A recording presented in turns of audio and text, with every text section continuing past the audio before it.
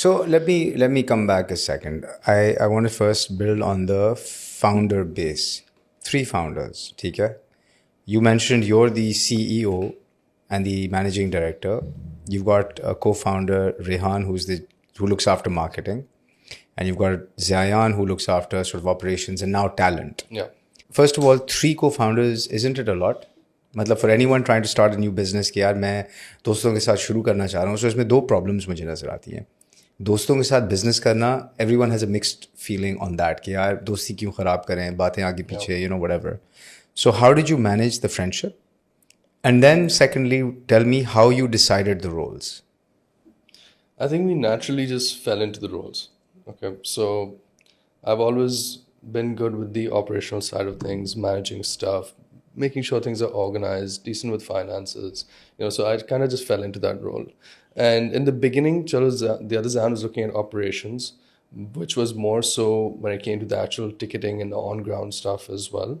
And I completely overtook that role eventually when we had to expand. And Rehan has always just been incredibly creative with everything that he does. And so, he just kind of automatically fell into the marketing role. And Zayan now, so he's heading talent. In the beginning, we started managing Hassan Rahim, and he was the direct manager. And so he just took over that entire division, and, the entire thing is under him. So the talent management is a separate business. It's part of Ticketwala. So we've now got 8 people under us, 8 artists under us. Including Hassan Rahim. Including Hassan Rahim. And Zayan manages the entire side. And that is a revenue stream for you, a separate revenue stream. Yeah. Okay. Yeah. And that's what sustains the events business. When the events is slow. Yeah. But it's tricky because if events are not happening, then the artists are not performing Correct. either. So you might have brand deals, or you might have, let's say, performances that are happening outside of Pakistan, which might help sustain, or payments that come late or something. Yeah. But otherwise, if events go down, then they all kind of go down. So now you kind of naturally fell into these 3 roles. Did you ever have a sit down where you kind of like chalked out rules of engagement, what the limits are, what happens if you guys have a disagreement on things? Because there's 3 people, so it's very simple hai na कि 2 people can take one side and the third one can kind of get sort of voted out. Again, we didn't really formalize anything as such. We're going through that process now because we're going to be setting up our whole co internationally and doing all of that. So we're going to formalize everything.